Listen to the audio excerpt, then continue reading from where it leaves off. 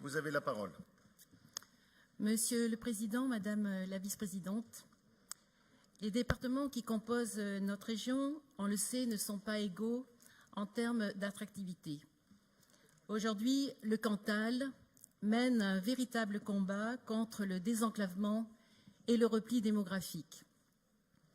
Si ce département s'inscrit dans différents dispositifs et bénéficie même d'un pacte régional spécifique, au même titre que l'Ardèche, la Haute-Loire et l'Allier, aucun de ces plans ne sera véritablement efficace tant que le département restera difficile d'accès. Aujourd'hui, on met plus de temps pour aller d'Aurillac à Brive qu'il y a 50 ans. Aujourd'hui, il faut plus de 6h30 aux Aurillacois pour rejoindre Paris par le train s'ils partent le matin. Après 16 heures, ils arriveront le lendemain. Pour gagner Lyon, il leur faudra prévoir un trajet de quelques 6h45.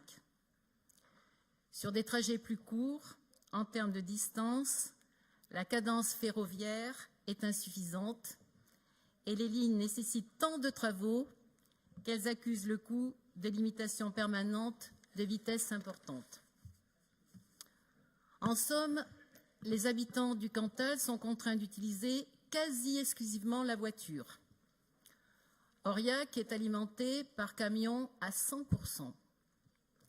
Dans un moment où l'urgence écologique est devenue l'affaire de tous, cela apparaît absolument fou. C'est pourtant bien une réalité. Il y aurait cependant une solution pour faire que l'on n'aggrave pas cette situation d'enclavement.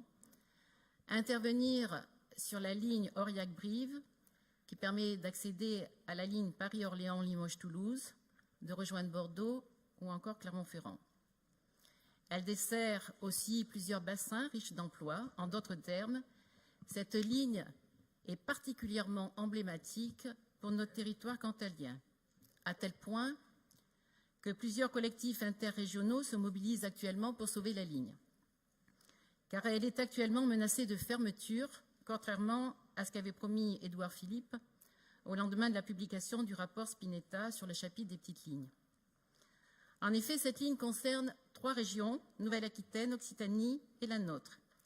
Et si Nouvelle-Aquitaine et Occitanie se sont engagées à la soutenir en programmant des travaux spécifiques sur leurs tronçons respectifs, la partie auvergnate n'a pas été inscrite alors que même 200 millions étaient fléchés pour la régénération des petites lignes. La section auvergnate présenterait un coût de 40 millions.